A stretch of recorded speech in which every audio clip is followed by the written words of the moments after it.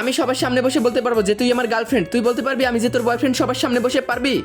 তুমি এমন কেন করতাছো? চিট করতাছো না? এগুলো কি বলতাছো তুমি? তুই চিট করতাছো, নাটক করতাছো না? এই মেয়েটাকে ডিস্টার্ব করতাছিস কেন? হ্যাঁ, ও হ্যালো, ও আমার বয়ফ্রেন্ড, ও যা ইচ্ছে তাই করবে। আপনার কি? যান এখান থেকে যান। ওই শোন, আমার চোখের দিকে দেখ।